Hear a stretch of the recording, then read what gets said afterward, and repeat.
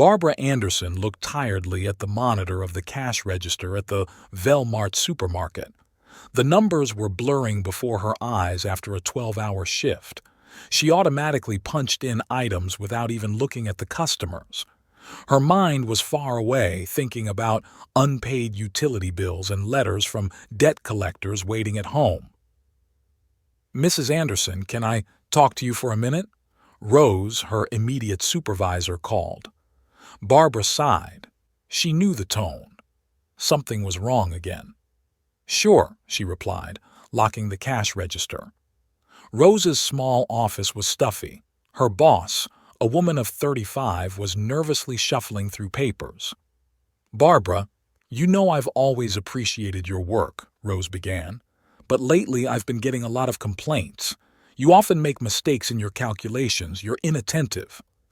Barbara felt a lump in her throat. "Rose, please, I know the last month has been hard, it's just that I need this job." "I understand," Rose replied gently. "But the company needs to be efficient. I can offer you a part-time position." Barbara staggered back as if she'd been hit. "Part-time? But I need a full-time job. I have loans, bills, I'm sorry." Rose handed her the documents. "This is the best I can offer." Driving home in her old Ford, Barbara could barely hold back her tears.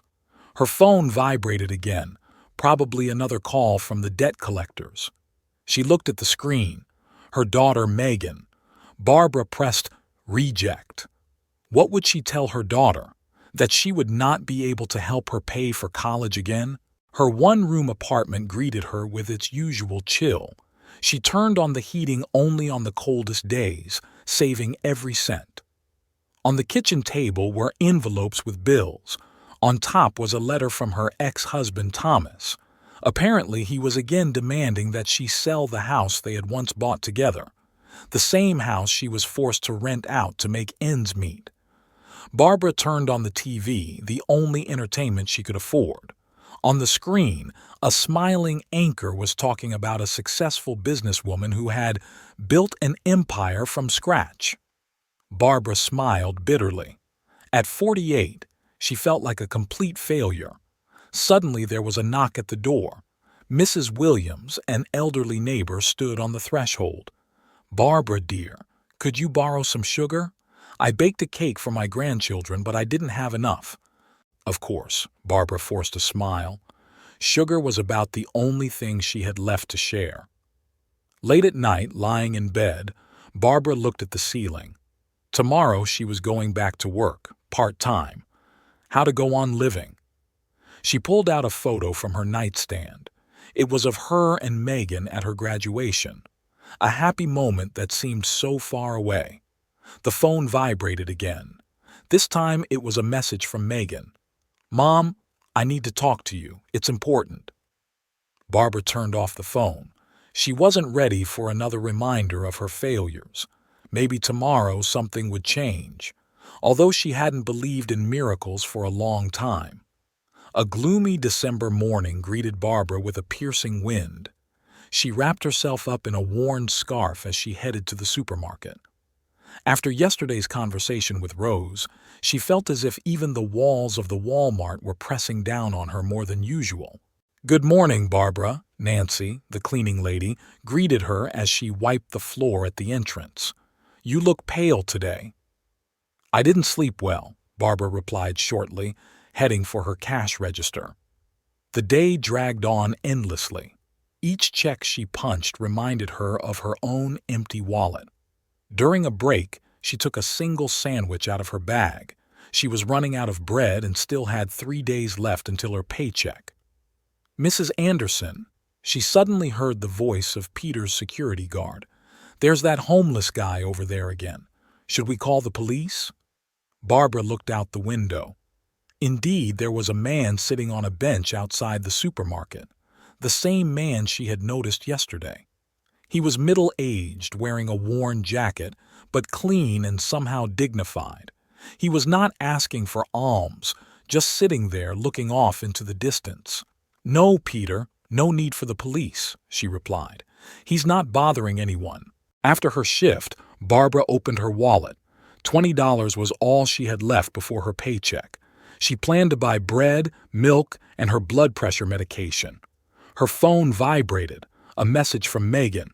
"Mom, why aren't you answering? I really need your help." Barbara sighed. Her daughter didn't realize how complicated things were. Megan lived in her own world of ambition and dreams, where problems were solved for no reason. Leaving the store, she saw that man again. The evening cold was chilling him to the bone, and he was sitting in his jacket. "Excuse me," Barbara suddenly heard her own voice. The man slowly looked up.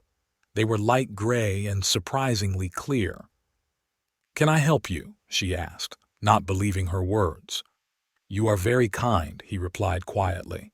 His voice was soft, educated. "But I'm not asking for anything." Barbara hesitated. $20 was the last of her money. She thought about the medicine, about the empty refrigerator, about the message from Megan. "Here," she held out the bill. "Here you go." The man looked at the money for a long time, then at her. Why? This question took her by surprise. "I don't know. It just seems like you need it more." He carefully took the bill. "Thank you. You have no idea what this means to me." "What's your name?" Barbara asked him suddenly. "William," he answered after a pause. "And you?" "Barbara." She tried to smile. "Do you need any more help?" "There's a shelter nearby." "No, thank you," he interrupted gently. "You've already done more than enough." Barbara nodded and walked to her car. Her heart was pounding. She had just given the last of her money to a stranger. What was wrong with her? She used to be practical, sensible. This life had taught her to count every cent. Starting the engine, she glanced in the rearview mirror. William was still sitting on the bench, clutching her $20. At home, Barbara stood in front of the empty refrigerator for a long time. Then she took out her phone and dialed her daughter's number. "Megan? I'm sorry I didn't answer. Tell me what happened." "Mom?" Her daughter's voice was trembling. "I was denied a scholarship. I don't know what to do." Barbara closed her eyes. Her $20 would not have saved the situation. But now, she didn't even have that. "We'll figure something out, honey," she said, not believing her words. Barbara came to work earlier than usual. After a sleepless night, she couldn't lie in bed any longer thinking about the $20 she had given away and Megan's problems. Her stomach was clenching with hunger. She hadn't bought any groceries yesterday. "Hey, Barbara," Nancy called from the service entrance. "There's something here for you." Barbara cautiously took the white envelope. Her name was printed on the computer with no return address. "Who brought it?" she asked. "A courier," Nancy answered. "He arrived early in the morning, said it was urgent." Barbara opened the envelope. A folded sheet and a check fell out. She rubbed her eyes, not believing what she was seeing. $50,000. Her knees buckled and she sank heavily into the nearest chair. "Barbara, are you okay?" Nancy asked, worried. "Yes, I'm fine," she whispered, unfolding the letter. "Dear Barbara, yesterday you helped a man without even knowing who he was. Your act is a rare manifestation of true kindness in our world. I know that those $20 were your last money. I know that you have debts and problems, but you helped me anyway. 20 years ago, I found myself on the street. A successful business collapsed because of my partner's fraud, and my wife left, taking the children. One cold evening, a stranger bought me dinner and gave me shelter for the night. This act saved my life, and not just physically. It gave me back my faith in people. Today I run an investment company, but every month I look for people who, despite their own difficulties, are ready to help others. I watched you for a few days. I saw you give change to an elderly woman who couldn't pay for her medicine. I saw you share your lunch with a new cashier. And yesterday, how you gave the last of your money. Take this check as an investment in goodness. I do not expect a refund. My only request is that you use it wisely. Maybe someday you too will be able to help someone in need. Sincerely, a person who believes in goodness." Barbara read the letter 3 times. Her hands were shaking. It had to be a joke. This didn't happen in real life. "Nancy," she called out. "What did the courier look like?" "Just a delivery guy in a delivery service uniform," Nancy shrugged. Barbara shook her head. She remembered William, his bright eyes. Could this be connected to him? But how? Why? "Barbara, your shift is starting," Rose reminded her as she walked by. Barbara worked all day as if in a dream. The envelope was in her bag like a roast. During her lunch break, she went to the nearest bank. "This check is genuine," the manager confirmed after checking it. "Would you like to deposit it?" Barbara felt dizzy. "I need to think about this." When she returned to the supermarket, she searched for William with her eyes. The store was empty. She walked all the surrounding streets. No sign of him. In the evening, sitting in the kitchen, Barbara took out the letter again. She could pay off all the debts, help Megan with her studies, fix the car, even make repairs in the apartment. The phone rang. Debt collectors. "Mrs. Anderson, we're reminding you of an overdue payment. I'll explain everything soon," she said.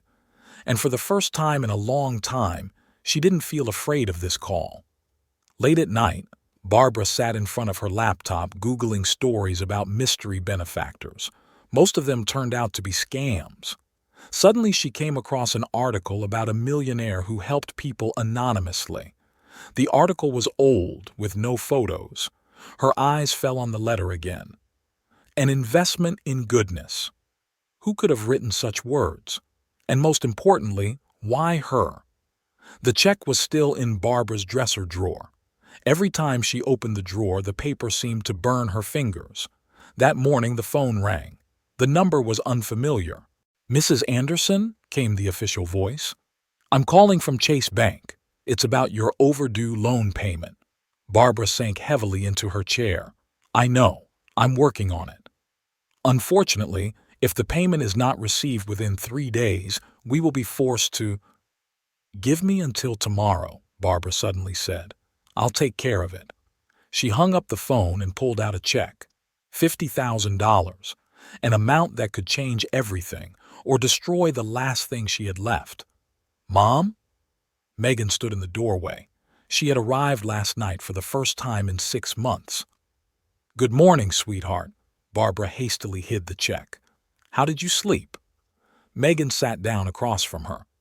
"I was thinking about college all night. Maybe I should take a gap year. I'll get a job and help you." "No," Barbara interrupted her abruptly. "Don't even think about it." "But Mom, I can see how hard it is for you. The apartment needs repairs, the car barely runs, and these constant calls from the bank." Barbara looked at her daughter, her smart, ambitious girl. She deserved a better life. "I'm going for a walk," Barbara said, grabbing her bag.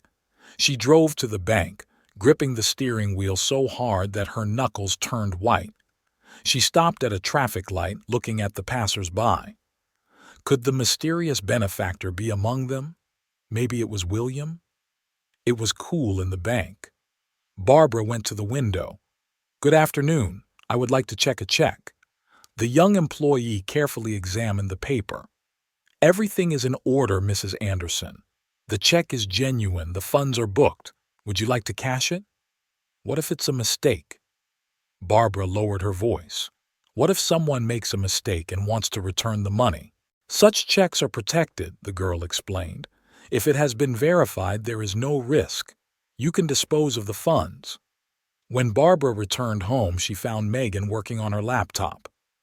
"I found a waitressing job nearby." Her daughter looked up. "The pay is good." "I have to tell you something." Barbara sat down next to her. And for the first time in a week, she took out a letter. Megan read it and her eyes widened. "Mom, this is incredible. But who could?" "I don't know," Barbara interrupted. "I've been looking for William, that man. I went to all the shelters, asked people. No one has seen him. And what did you decide?" Barbara took a deep breath. "I'm afraid, Megan. I'm afraid that this is some kind of scam, that they will come and take everything we have, or that the money is dirty." "What if it's true?" Megan asked quietly.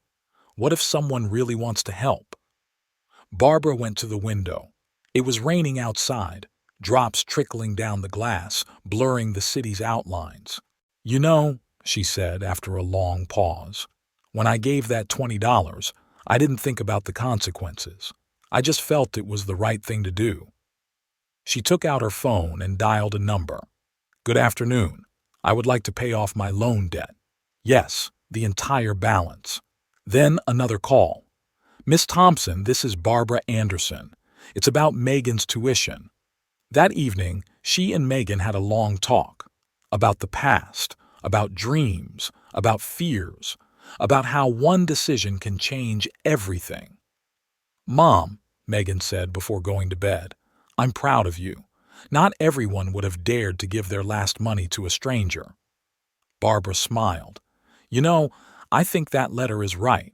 Sometimes you just have to believe in good things. The next day she went to work with her head held high.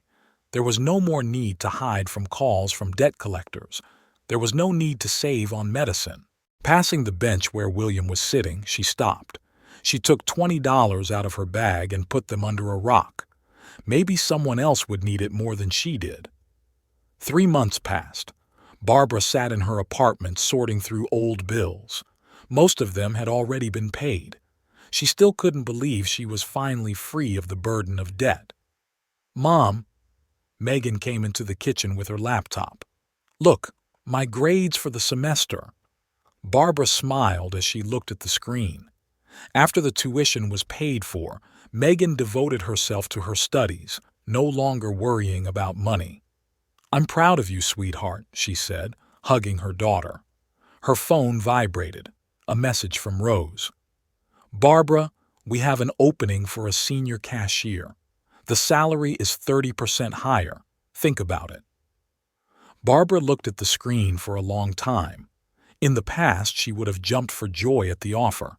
But now, you know, she told Megan, I've decided to look for another job.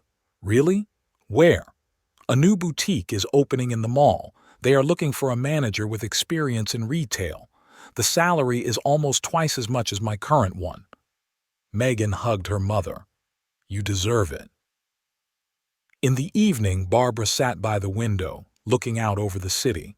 She no longer felt that constant fear of tomorrow. For the first time in years, she could plan for the future. On the table was a list of her goals: to save money to renovate her apartment, to buy a new car to replace her old Ford, to create a financial cushion. Simple, mundane desires that used to seem unattainable. Mom, Megan called. What do you think about the Christmas vacation? Maybe this year we can go somewhere together? Barbara smiled. They hadn't been on vacation in 5 years. I think it's a great idea. As she went to bed, she thought of William. Whoever he was, a mere stranger or a mysterious benefactor, his act had changed her life. Not because he made her rich $50,000 solved her immediate problems, but did not make her a millionaire. But because, for the first time in years, she felt that life could be different. Now she could afford to buy new shoes without waiting for a sale. She could order pizza when she didn't have the energy to cook. She could plan a vacation with her daughter, simple joys that most people take for granted. The next morning, on her way to a job interview at the mall, she noticed an elderly woman sitting on a bench. She looked confused, holding some papers in her hands. Barbara drove by. Now she had her own life, her own plans. She could no longer save everyone, but the image of that woman never left her mind. With a sigh, she turned the car around. Do you need help? She asked, approaching the bench. Sometimes a small act of kindness is just a small act of kindness. Not the beginning of a great story, not a lesson from the universe. It's just humanity.